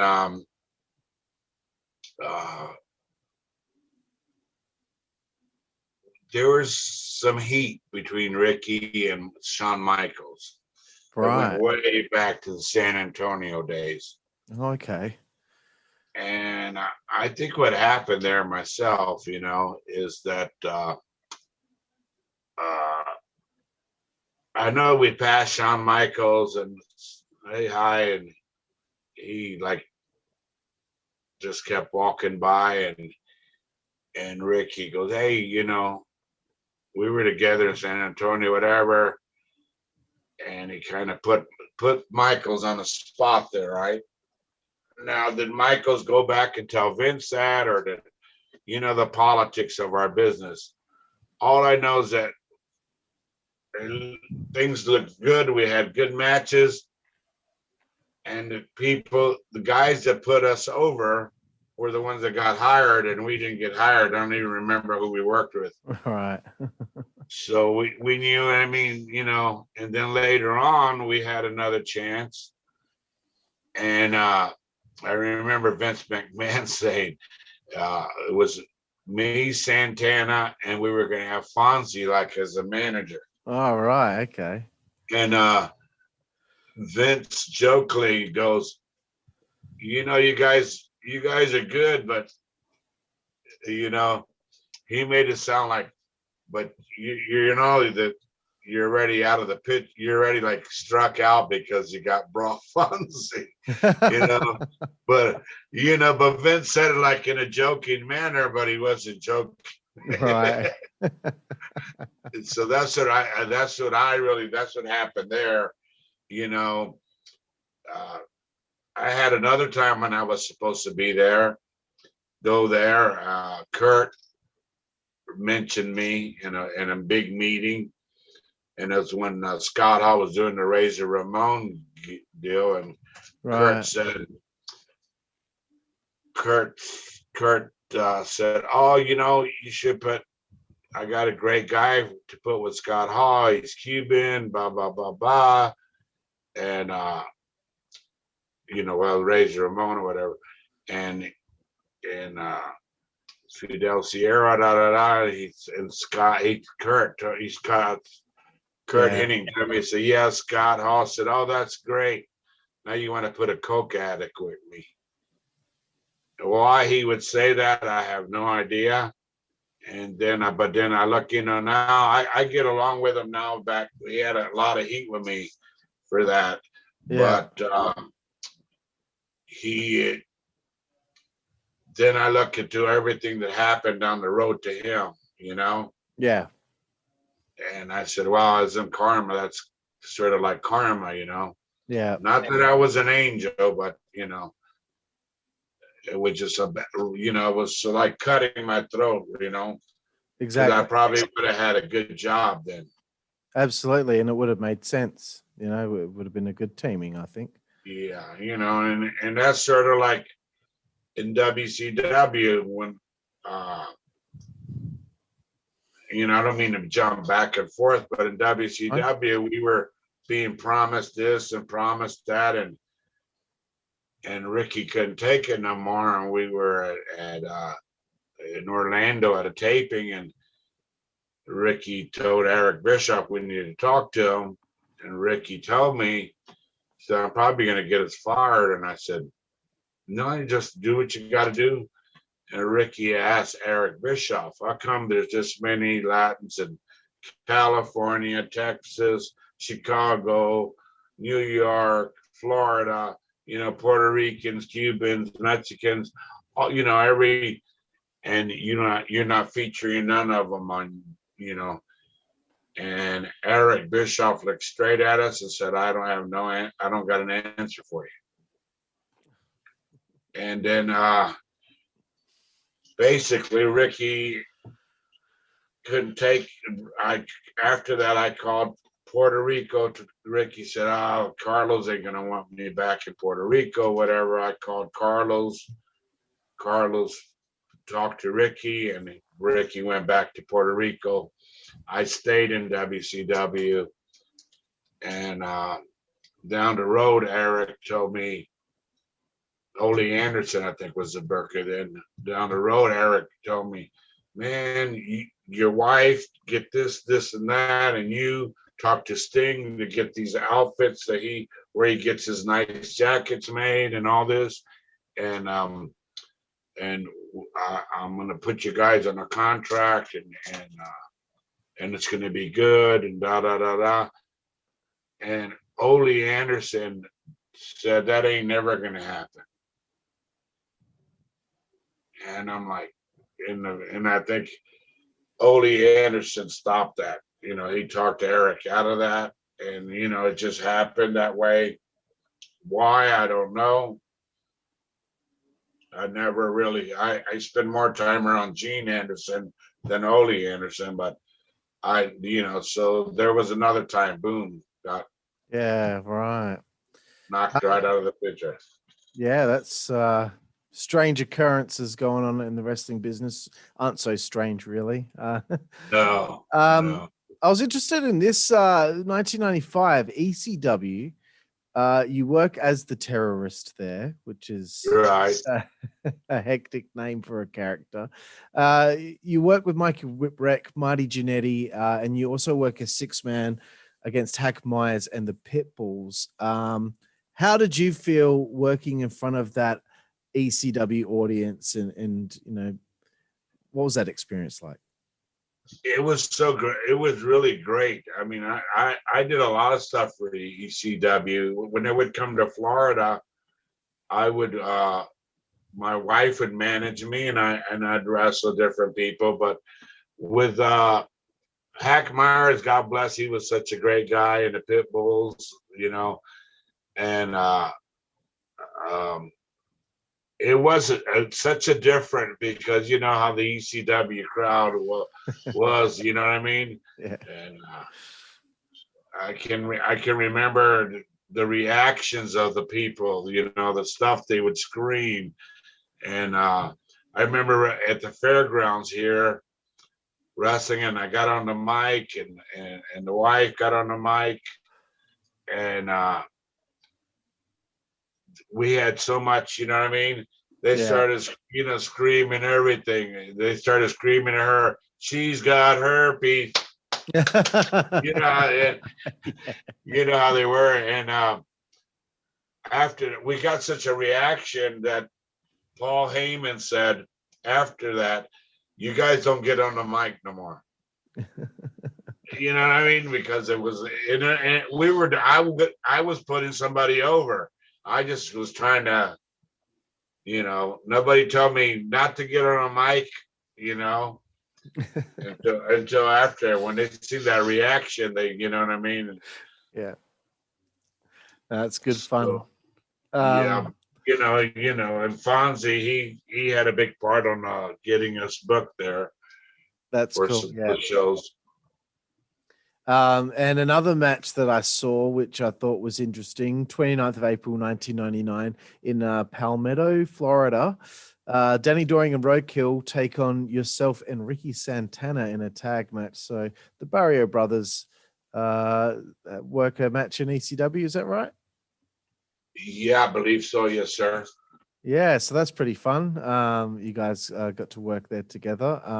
So I guess just anytime you guys there in Florida, you guys or yourself end up getting put on the show because of Fonzie. Yeah, we would try out, and you know, the Barrio Brothers would have been it was such a great gimmick and so good. Yeah. Why WCW or Vince or somebody didn't take the ball and run with that, because it was good, you know, and I'm not just saying that because I was part of it. It was a good tag team. Yeah, well, I mean, Vince seemed to love the heel foreigner type thing. You know, he had, you know, Savio Vega with Los Boricuas, and you know, there would always be these different stables or tag teams from different countries. You know, he seemed to really like that. So for me, when I would see the Barrio Brothers, I'd always be like, why are these guys always on WCW Saturday night? Why don't I ever get to see these guys on Nitro? Why aren't they more active towards the title picture? Because certain times when you guys were there, man, they needed more tag teams. You know, you guys worked with Bunkhouse Buck and Dick Slater, the Nasty Boys of the American Males. But they needed more teams, and yeah, because we were working back. Where was it? We were working Bagwell and Scotty Riggs. Yeah, Bagwell and Scotty Riggs, and we had it was crazy just the way that all turned out, and we wrestled against Luger and Sting so many times. Yeah, on TV, it was unreal, and there were 12-minute matches, sometimes a little longer than matches, you know, but it all boiled down to the politics of who was behind the scene and who wanted you there, who didn't, you know what I mean? Because there was other tag teams. I'll tell you, tag team that deserved to be there, Disorderly Conduct. I was going to say. They deserved to be there. It's exactly what I said to Mike Moran. But I felt we deserved to be there too. Yeah. And, you know, but it's the, you know, the nature of our business is that, you know, you sometimes don't get that, that position or whatever, you know, that you really want and deserve. Yeah, because it makes no sense to me, because there was to make money off of it. Yeah, there was a period of time where they weren't even doing anything with the tag team titles. I think someone had got injured, and then the titles were vacated, and I think Rick Steiner held the belts by himself for a period of time, but then that stopped. And then they just weren't doing anything with the tag titles for at least 4 or 5 months in like maybe 98, 1999. And there I am thinking, you've got teams like High Voltage, you've got teams like Disorderly Conduct, you've got the Barrio Brothers, you've got the Armstrong Brothers, you have all these teams. do something with the belts and put it on one of these teams that have been working their asses off for years. Yeah. And the powers to be didn't want it to be. No. That's the way I look at it. You know what I mean? It's a shame. It is, yeah. know. What did you think of the Festival de Lucha? You get put on that show, I believe it was the 23rd of January 1999. WCW were thinking about doing some lucha themed things. I guess this is like the pilot episode of that. What did you think of that idea? I thought it was a great idea, and Conan was involved in it a lot, and it was going to be a good thing. But even when we were doing the pilot, there were certain people like people that didn't, like Doug Dillinger, who was like head of security or whatever. Him and some other people I went and told Conan, they were, this ain't never gonna air and blah blah blah. We had people already cutting it down before we even got through doing that pilot tape. And I went and told Conan, I said, man, I just overheard them say this or that. And then Conan, we talked to all of us, say, look, they're already knocking us. Let's try to make this work. But when you're trying to make something work, but you don't have the full backing of whether it be Eric Bischoff or whoever, and they don't back that, So even if the first pilot seemed a little bit chaotic, they should have let us do more to see, because I think it would have really made made them money. They would have had their own little Latin part of a show that they could have had, And that's such a big market to tend to at that stage. Exactly. And it wasn't being tended to. Yeah, they missed the ball with that, Unbelievable. But I believe that show is on the WWE network now, so it can be. Oh, is it? Yeah. Wow. I'll have to send you my login details if you want to log in and watch the show yourself. Yeah, you have to send me that, yeah, for sure. Will do. 2000 is where I'm headed towards now, Fidel, and this is the later stages of your time in WCW.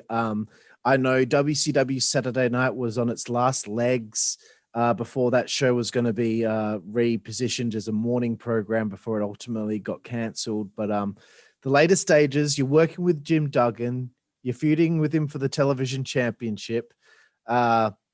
This time you're not known as the Terrorist. You're working with him as Fidel Sierra. This is the final weeks that the show was on television. Was it just Fidel Sierra, or was it Fidel Sierra, the Cuban assassin? I don't remember. I think it was just Fidel Sierra. Yeah. Yeah.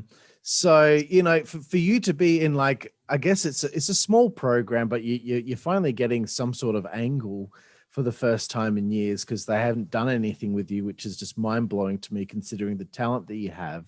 But you're getting to do this thing with Jim Duggan, and it's in the final weeks of that show being on TV. So, you're in the main event of Saturday Night working with Jim Duggan, who's unfortunately wearing a janitor's outfit. But,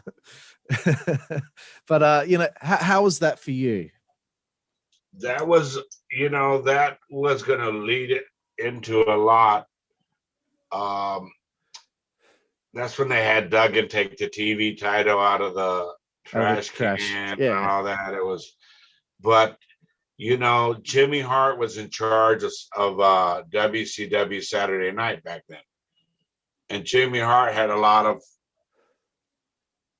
believed in me a lot, and he seen that where. And I tell you what, we did all that stuff, and those matches that I had with Duggan on WCW Saturday Night, one of them did like a 3-point something rating.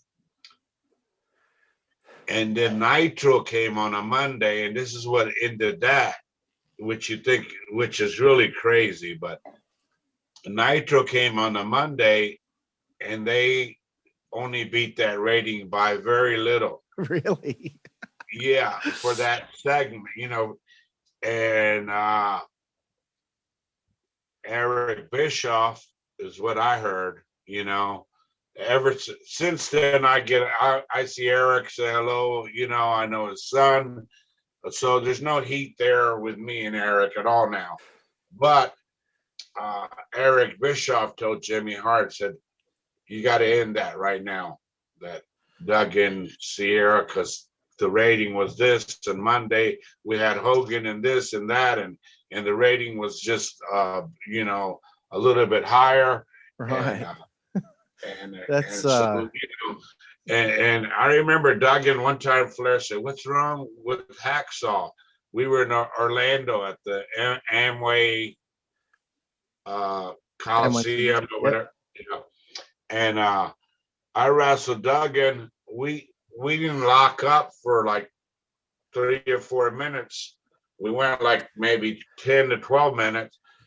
The people were USA, and I mean, and every time we'd go lock up, I'd tell them to stop, and the building was going crazy. We had the match, boom, bam, bam, bam, bam. When Duggan got to 1, 2, 3, the place went crazy. And Duggan came in ahead of me, and he slung his 2x4 against the wall. And Ric Flair just happened to be, and I was just coming in. Ric Flair said, what happened?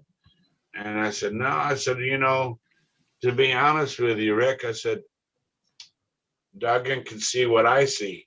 We got something good here. The people are going nuts over it. They can be adding to it instead of killing it already. Yeah. And that's what he's really mad about, and Duggan made it known, hey, we're doing, this is getting over. Yeah, absolutely. And it And just it could have doesn't led to so much stuff. It could have, Yeah. Why not put it on Nitro if it was doing such a good rating on Saturday night? Nitro, yeah, put it on Nitro. Put it on pay-per-view? Put it around the loop, flag matches, end up with a flag on a pole match, whatever, it would have been, an addition to whatever they had going on in the card. That's it, yeah. But I'm not saying making it the main event. It just could have been a good middle of the card, Yeah. Gimmick but they probably were scared that what if that middle of the card gimmick was so got over more than what was on in them, the business is great. But I had a lot of great times. Anytime I wrestled Jim Duggan, we knew we had the people in the palm of our hands. And we knew, you know what I mean? Yeah, great chemistry. Ricky's daughter used to say, Dad, why does Uncle Fidelio always says, don't say USA, don't say USA.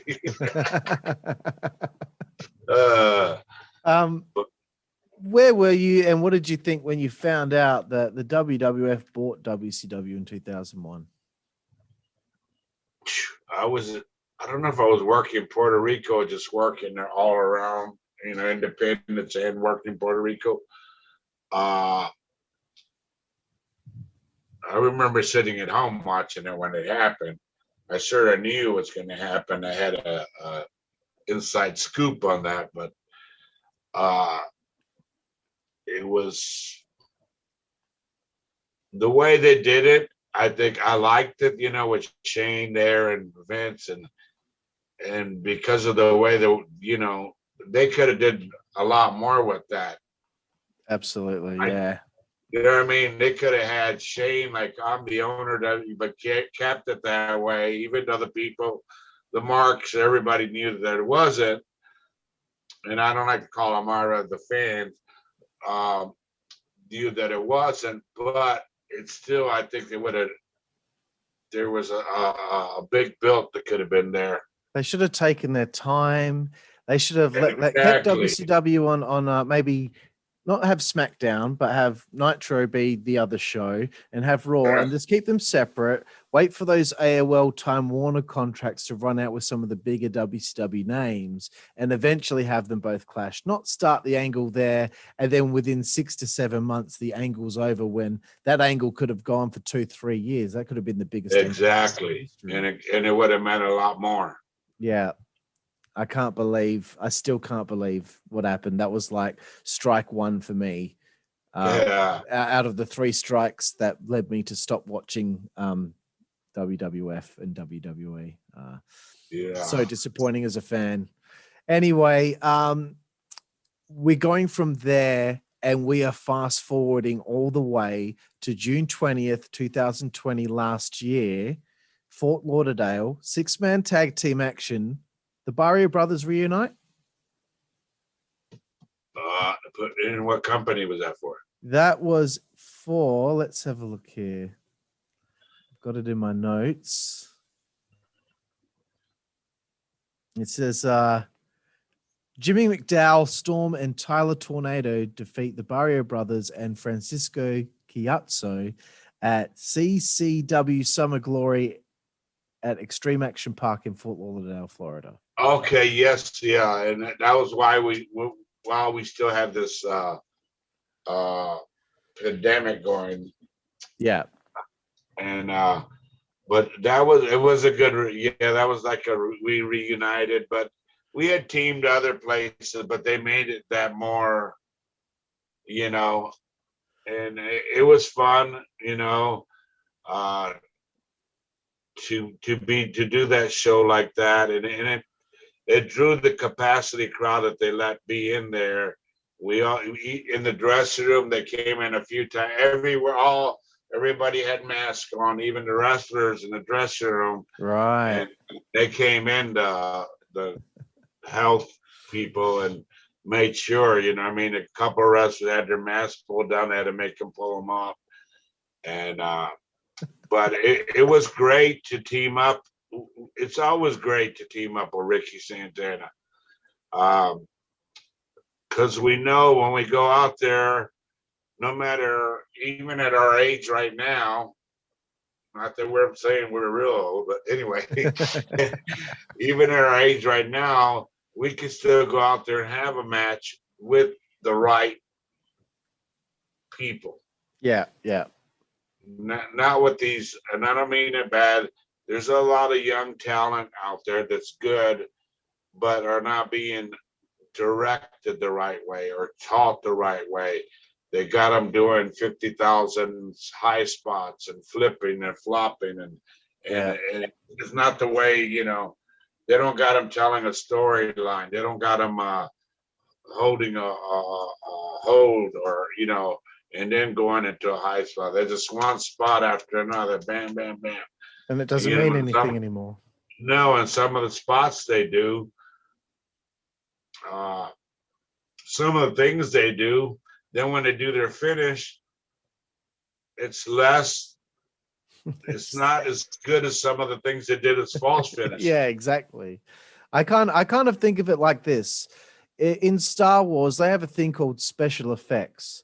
But if the special effects were in every scene through the whole movie, then they're not special effects anymore. That's kind of how I see it. You know what I mean? Yeah, and that's the way you hit the nail on the head right there. So what does Ricky Santana mean to the career of Fidel Sierra? Ricky Santana means we go back so many years, friendship of over 35 years. We've wrestled each other. I don't know if Ricky's told you the first time he ever wrestled me, he gave me like a Mexican arm drag in Tampa at the Fort Horner Hesley Armory. Yeah, he did. And then I got all over him. I told Bill Alfonso was the referee. I said, go tell Ricky Santana, does he know what a Jack Briscoe arm drag is? And Ricky said, of course I know what a Jack Briscoe arm drag is, And then I wrestled him the next night in Miami, and he gave me the Jack Briscoe arm drag. I said, "Now that's the way you do an arm drag." Yeah, I remember. His deal is Ricky, because Ricky's so great. We can joke each other and all that. He said, "Well, that's because I thought you were Mexican." And I said, and nothing against Mexican people, but that one knee drop, you see that's a Mexican style arm drag, lucha libre style. And, but Ricky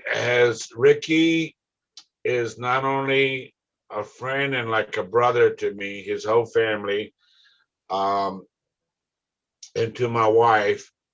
And then in the ring, we're like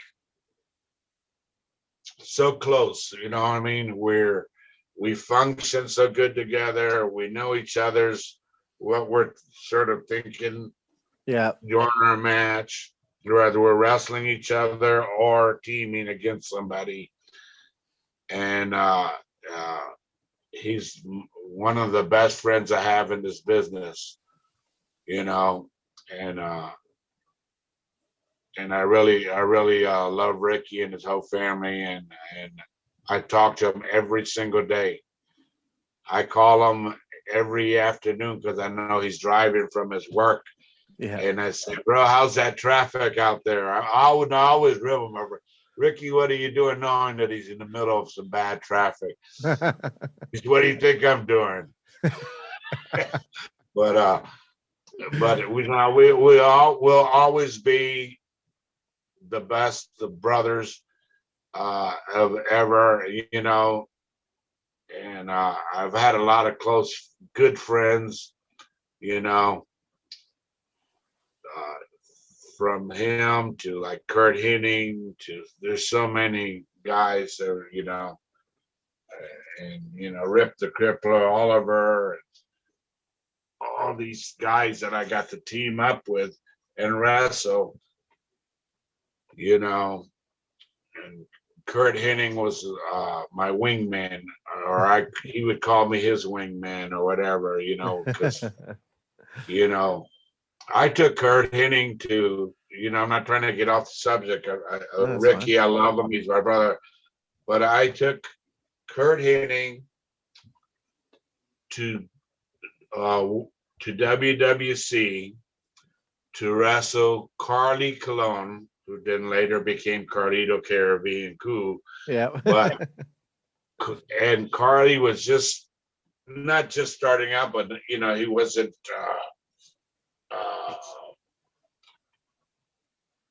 He wasn't he had maybe been wrestling a year or two. Yeah. But I brought Kurt, I talked to Carlos. IWA was going on then. IWA had a show and they had I want to say Kurt Angle and I forget who was on the show running the same night. And just with Kurt Hennig, all I did was I did the talking while he did a call in to the studio. Yep. And Carlos put a match of Kurt versus Hogan, spiced it all up where it all looked like Kurt was killing Hogan all the time. I was talking how this is what's going to happen to Carl. He's going to take the Universal title from him, all that. And that show sold out Carolina, Puerto Rico. And the other show that had some WWE guys on there, we had 8,000 and they had maybe 2,000. Right. And this was just without Kurt never being there. Yeah. It was just all spliced in an interview, and the way it was done, I did my Spanish part for him and I managed them, went out to the ring, and it was great, and then he wrestled Ray Gonzalez, and then, and then later on we did some shows here in Florida, and then God bless, and that's when, later on he passed away for the show that was going to be held at the Florida Fairgrounds. All right. Well, I'm sorry for your loss with your friend and Jay and anyone else. I mean, I'm sure you've had a lot of friends who've who've Oh, it's passed over so the years, man. so crazy. The Yeah, so many of the boys. That's why me and Ricky we talk every day. We always have to say, you promised. We're never promised tomorrow. yeah, And 100%. look at I got a lot of prayers out for Butch Reed. I heard he had like a double heart attack or something the other day. Really? Okay. Yeah, and uh, I've had so many of just what was it last year? Rip Oliver passed away. There's so many guys, Tracy that just Smothers and Tracy's mother's God. He was such a great guy. So much respect for Tracy. He always tried to teach guys the right way. You Yeah. didn't really want to get Tracy mad because you didn't want to see that side of him. And it's just so many guys, yeah, man. I understand. So we're getting toward the tail end here, Fidel. I wanted to ask you, do you have any regrets of your time in the wrestling business? Do I have any regrets? None at all. Awesome. I love it. I wish I could do it all over again from the beginning. If I could do it all over again from the beginning for what I know now, I would have did it so much different, Yeah. because like when I went in 1978 and got sent to Dallas by, The Rock father, Yeah. mother, King Curtis. And then Gary Hart brought me in as David Patterson. And even from that start, why would Joe Blanch said, why do they call you Dave Patterson when you speak Spanish? I said, it's the name Gary Hart gave me, and it was crazy, but I have no regrets. But see, if I would have known back then, I would have said, y'all need to I speak Spanish, and I probably would have got used better. Yeah. Because at that time, the only guy they had there that was Spanish was Al Madril, Yeah. But it is what it is. But no, I love the wrestling business. I still love it to this day. I still watch when I can. Like, I watched Royal Rumble the other day, certain things. I didn't get to see it all. Some of it was really good. Some of it, and it's, I watch AEW sometimes. Some of it, they said they were gonna be different. And then I'm looking at them now little by little, they're being the same as sort of like the way Vince does stuff. Yeah, I don't enjoy it. I don't enjoy either of them, to be honest with you.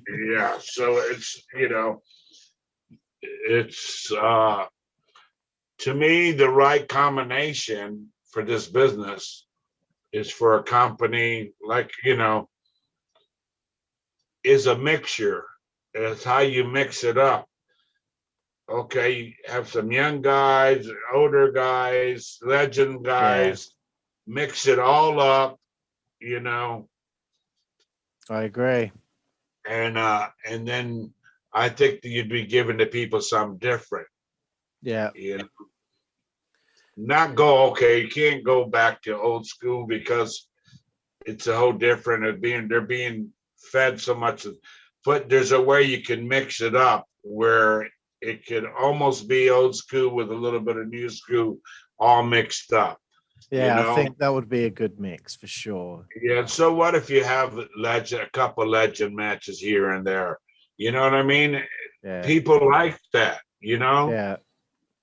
You could put Fidel Sierra versus Hacksaw Jim Duggan on AEW and they will still love it. Yeah, they would. Yeah, you're right.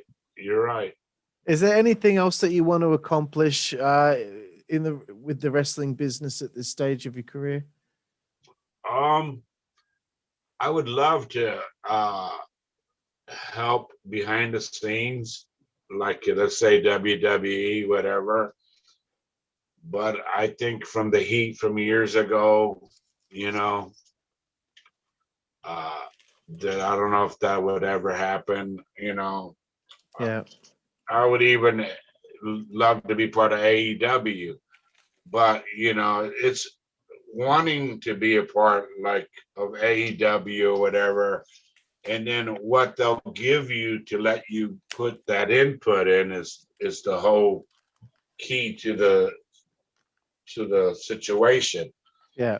Even WWE, okay, you come in, you're an agent, whatever, so you're only going to have that role.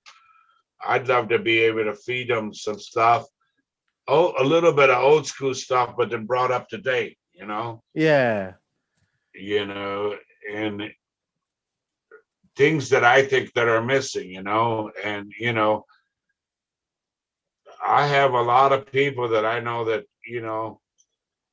they're like you, hey, I don't watch this anymore, or I'll watch it every now and then, Yeah. but really it's so changed and this and that. And it's because of that. If Yeah. uh, You I look need at Cat- you need guys like you in those positions, because some places might not have the right people in those positions, which is why it's changed to this point now, where a lot of people that liked it back then just don't like it now, because it hasn't got the influence of those people that were there in the day when millions of people across the world were watching every single week. Yeah, and you know what is it? Some of those people that have those positions they're going to be scared to speak up. Look at Dean Malenko, nice guy, good guy. He has a lot to do with AEW or whatever, right? But if you got a position, and you got to be willing not to be scared to speak up, even if they're going to knock it down. Yeah. Because if you speak it up, then if you speak up and they like it and it works out, then it's good. And that's what I think. A lot of these guys, they got these positions and they're scared to bring up something, or maybe they think in their mind, well, if I bring this up and Vince doesn't like it, or if I bring this up and Cody Rhodes or whoever, you know what I mean? If they don't like it, or if it doesn't work out, then now you're going to be lowering the totem pole now. So you've got to be playing it safe all the time, where you need people that aren't going to play it safe, that are going to take chances, going to see if things are going to stick to the wall when you throw it at it. But everyone, because there's just so few positions in these companies, you want to ensure that you have a job. Yeah. I look at Cody Rhodes. I love him, because his dad, Dusty, God bless, helped me so much in this wrestling business. I wrestled as the Saint here in Florida. I don't know if you ever got any history of that. I did read some of that, yeah. Yeah, and Dusty gave me that gimmick, I remember I had come down from Oregon to visit, and Don Owens had told me, you need to find a place to go. And I come down here to Florida to visit, and I was in Orlando, and somebody in a good position messed up, and Dusty let him go. And Dusty said, come and see me tomorrow at the office. And I came, and Dusty had his boots, feet up on the desk, and was looking at me and said, trying to think of what I can come up with, baby,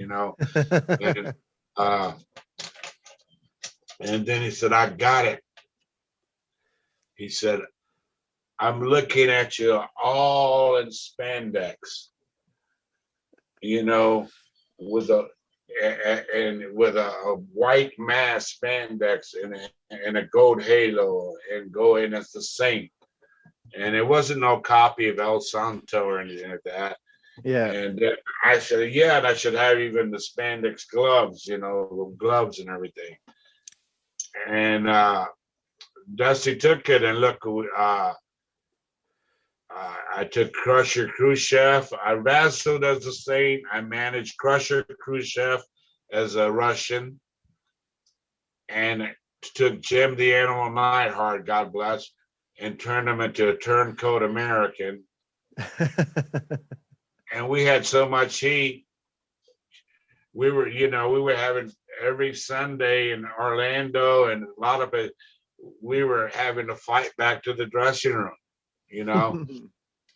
That's There's so much stuff that we didn't get to talk about. But I mean, there's even, I'm looking at me and Ricky Santana feuding with the sheep herders all over Florida, and fighting in barbed wire matches, and fighting in all over the building in Orlando and all the arenas. And we had some good runs with them. Yeah, man. I'm sorry that we weren't able to cover everything. Again, 42 No, years. it's hard, man. It's hard to cover 43 years. Exactly. But I am working on a book. Oh, cool. Okay. Tell me more about that. I'm just working on it. I don't want to. I got a name for it, but I don't want to give it away. That's cool. And a lot of the stuff we talked about might be in it, and there's a lot of stuff, and it's hard because nowadays, there's not that many books coming out like they used to be. So some people say, I think you're missing the deal on the books. But I think, if it's whatever you call the book and the stories that you tell in it.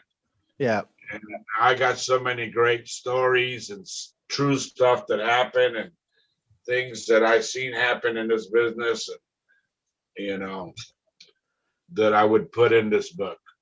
Absolutely, man. And because you're such a journeyman and you've been everywhere, and 43 years of being in the business, I don't care who you are. I don't care if you're Hulk Hogan. I don't care if you're Andre the Giant. I don't care if you're Barry Horowitz. From the top of the card to the bottom of the card, everyone has a story, and it's just as important as each other's story because everyone has something to say and a story to tell. Exactly. Yeah. Barry Horowitz, first class guy too, and very hard technical wrestler. Yeah. Always. I interviewed him about 2 weeks ago, so that was really a joy. Yeah, he's a great guy. Hilarious. He was actually hilarious. Yeah, and so Mean Mike is also, and there's so many great guys in this business, but Ricky, like me and Ricky, we're like, well, brothers from another mother. When you talk to Ricky next, let him know that Carl mentioned that he still wants to help him write his book. Okay, yeah, maybe help me. I can help you too, bro. Definitely. Count me in. How will we do it? I got some contacts. I can help you out. Okay. Yeah. But when you mean help write it, you mean you got the contacts, but like. I can help write it too. And we can talk about this after the interview, but I can certainly help out, I believe. Oh, that would be great. Yeah, cool. So Fidel Sierra, look, we've just hit 2 hours of interview time here. I've appreciated your time, but we have one final segment. It's called 5 Second Frenzy. It's 10 quick fire questions, and it's just to learn about other things that you like in life. There are a few about wrestling, but here we go. And even if you break the 5 seconds, it's okay. Every wrestler breaks the 5 seconds because they're a wrestler. So here we go. Fidel Sierra, 5 Second Frenzy. Your favorite wrestler? My favorite wrestler would have to be Jack Briscoe. Awesome. Your favorite opponent you've had over the years? God, there's so many of them. From Kurt Hennig to Ric Flair to Harley Race to Andre the Giant to Antonio Inoki to Carlos Colon. There's so many, to the tag matches, me, Ricky Santana against the Rock and Roll Express. A lot of them. Yeah. No, I knew that would be a difficult one considering you work with pretty much everyone. Your favorite match you ever had? Could you narrow that one down? That's a hard one. I really, really, really could. Favorite match. Wow. Phew. It's just, there's been so many that I loved, I loved working Jay Youngblood, God bless. I loved working Kurt Hennig, great matches with them. Buddy Rose, Playboy Buddy Rose, Rip Oliver when I turned on Rip Oliver and I turned babyface. You know, there's just so many guys. Ric Flair, I draw to Ric Flair as Top Gun in the Pacific Northwest. Wow. And going to extra 5 minutes, after that. And then it's, a lot of great matches with a lot of great people. I can't just name one. It's just hard. Fair enough. Great matches with Carlos Colon, Yeah, no, I dig. Okay, this one might be an easier one for you. Your favorite book? My favorite book? Yeah. Wow. I don't do a lot of reading, so I really don't have a favorite book for you, boss. That's okay, bro. How about this one? Favorite TV show? Favorite TV show? Maybe even like your favorite TV show when you were a kid or something like that. Well, I watched as a kid, watching the Beverly Hillbillies or anything like that. It's funny, the Cuban guy watching the Beverly Hillbillies, and but movie wise, like watching Scarface or. Oh yeah, of course, yeah. I've been watching a lot of with the wife, a lot of these Spanish shows, and I can't name them all. And then the lyrics are in English, but some of them are so interesting. I was watching one with the Pablo Escobar one. Oh right, yeah, I've seen that. Yeah, and and some of these, another one where there were these cartels are fighting each other and all that. But the story, the way they laid it out, I said, wow, they really make it interesting. Absolutely, yeah. So I guess favorite film, would that be Scarface? Yeah, let's just say Scarface. That's a classic. Favorite musical artist?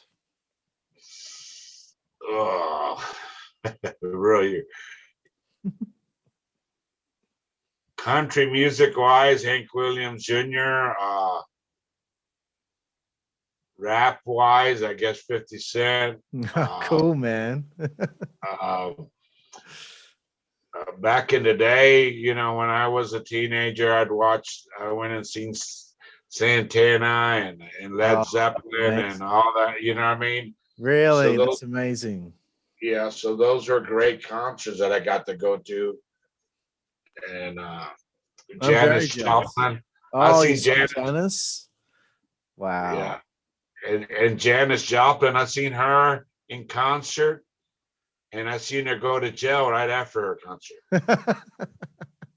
Because the police were grabbing somebody, and she cussed at the police, and as soon as the concert ended, they were handcuffing her.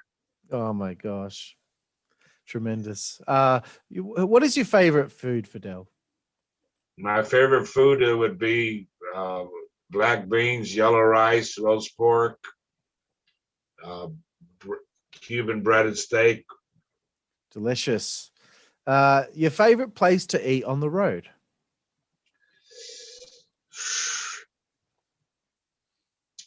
What is it? Roadhouse? I like the Roadhouse steak place. Okay, yeah. Yeah. Nice. What's your favorite alcoholic beverage? Vodka and Red Bull. Oh, fantastic. Good choice. And every year for Kurt Hennig, because when I was with Kurt Hennig, we drank a lot of Jack Daniels. But Kurt you would drink the shot of Jack and gargle it. You always had to gargle it to let everyone know that you were actually drinking it. Yeah. Yeah. The second last one on 5 Second Frenzy, Fidel, is your favorite female body part. My favorite female body part. Yeah. We all know that one. And what would that be? What would that be? I can't say it nasty, right? You can say whatever you want. I'm Australian. You can say whatever you want. The pussy, of course. We've had that answer before, so it's okay. And the final one for 5 Second Frenzy, Fidel Sierra, the Cuban Assassin, your favorite curse word. Fuck you.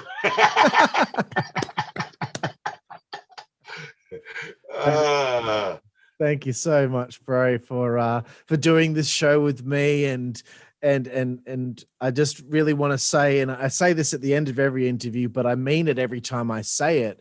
I hope that you are so proud of what you accomplished in the wrestling business.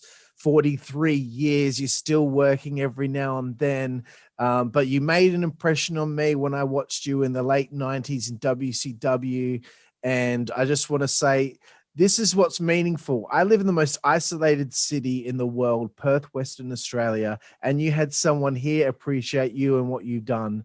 So I think that means a lot, sir. And I just want you Yes, it does. It does. And it's such an honor. And you know who I know that from Australia that I met her in Canada, and then when I was in Australia, is Sherry Sinatra. Okay. She wrestled at Yeah. one point. Yeah. She was a really good friend of mine, and still is. I mean, I haven't talked to her in years, but when I was in Australia, she made sure she was living in Perth and would come to I was staying in Melbourne, and she would come and visit, and she was always first class. Oh, that's cool. I think, I spoke to Bill Apter not long ago, and I think he was very good friends with her. I'm sure that's who he's talking about because she was from Perth. Yeah, that's cool, man. Well, again, Fidel, Cuban Assassin, I want to thank you so much for your time, bro. Really appreciate it, man. And once we're done talking through this recording, let's have a quick chat. And look, I want to show you the Cuban heavyweight. Show it to us, Cuban bro. heavyweight title to be defended as soon as this coronavirus is over. It's going to be called Rumble in Havana, Cuba. Be the first time they have wrestling in Cuba in over 50 years. Really? Wow, that's going to be massive. I can't wait to see some of that on YouTube. And there'll be people like Andrew Anderson, Kevin Sullivan. A lot of great people are going to be on this. Ricky Santana, I might have to book a flight over to Cuba to watch this. There you go. There you go. But I thank you very much. Please send me the link to how I can see this once you get it all done. Absolutely, sir. I will. And again, I want to thank you for your time. And once I'm done with the outro here, I want to talk to you for just a couple more minutes. So again, I want to thank you. And so thank you to the Cuban Assassin, Fidel Sierra. And, he had a lot of other names, but those are the most famous names of him. What a legend. So great to have a conversation with him. And I want to thank you all out there for watching the Insider's Edge podcast here on the WZWA Network in conjunction with Blue Wire Hustle. And we will see you all next time. Thank you.